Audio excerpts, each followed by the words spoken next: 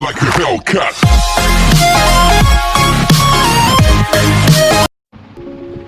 Hello my dear students, happy good morning to all of you.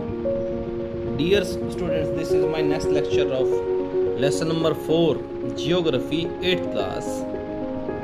Let's be start. Today we will read about conservation of minerals. Minerals are non-renewable resources. Dear students, जो minerals हैं वो non renewable resources हैं. It takes thousands of years to be renewed. इनको एक बार use करने के बाद कई वर्ष लग जाते हैं बनने में.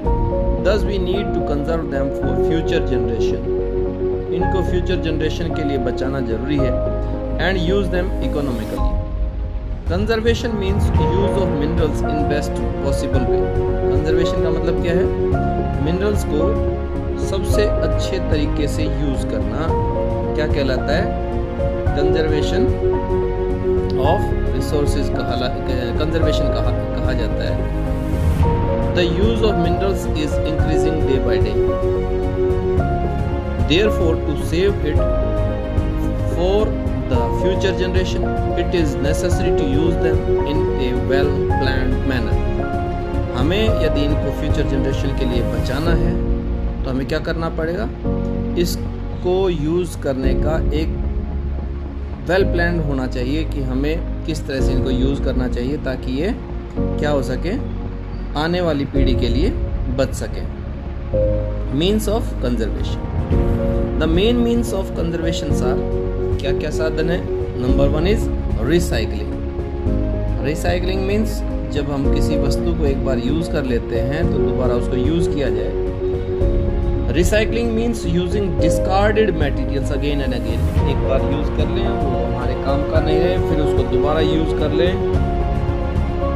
Metal like gold, iron, silver, copper and aluminium can be recycled easily. Substitute, एक चीज के स्थान पर या एक वस्तु के स्थान पर दूसरी चीज या दूसरी वस्तु को हम जब यूज करते हैं उसे सब्स्टिट्यूट कहा जाता है. अब सब्स्टिट्यूट प्लेयर के बारे में सुना होगा आपने. Substitute biodegradable resources like plastic have been recently discovered. अभी प्लास्टिक डिस्कवर किया गया है. These are used to conserve minerals resources. अब देखिए, जब से प्लास्टिक यूज़ होता है तो ये ऐसी वस्तु है जो कई वर्षों तक चल सकती है.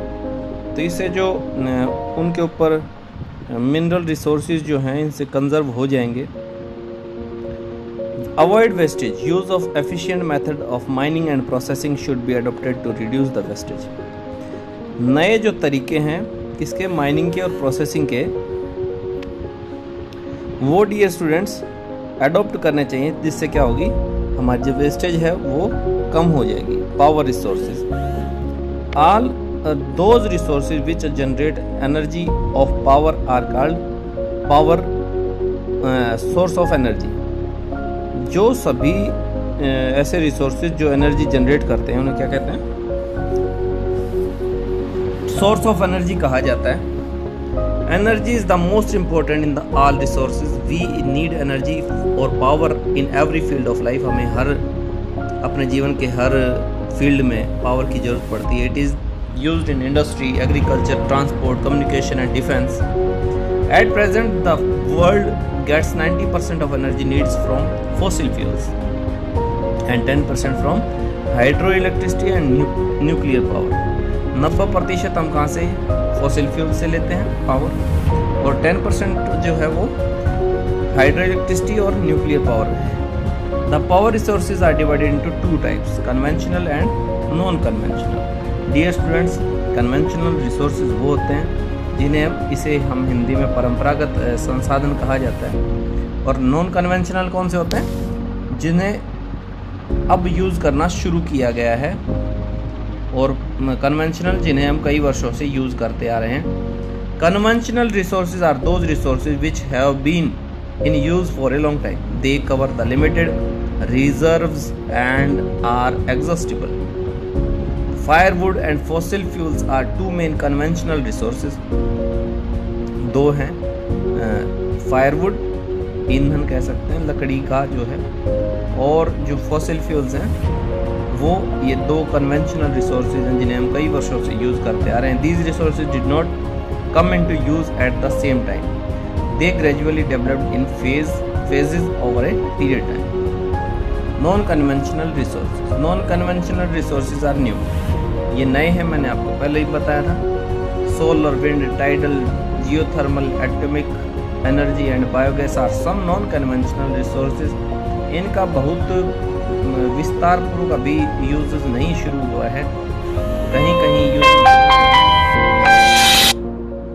दे आर नॉन एग्जॉस्टिबल, ये लगातार चलने वाले हैं। These are recent innovation that do not cause any pollution and can be renewed easily. ये pollution भी नहीं cause करते हैं। Conventional resources, firewood. First is firewood. About half of the total population, world's population, depend upon traditional sources like firewood, charcoal, dung, crop residues for domestic fuels. Firewood in India is largely used for cooking and heating purpose. Advantages of firewood. Firewood is an easily available resource of energy, आसानी से प्राप्त हो जाता है। In India, more than 50% of energy used by villagers that comes from the firewood. It provides energy to a large number of people. Disadvantages. ये इसके फ़ायदे थे, ये इसके नुकसान हैं। डिसएडवांटेजेस क्या हैं? Forest supply about 30% of fuels, it causes deforestation, इससे वनों को काटा जाता है, कटे हैं।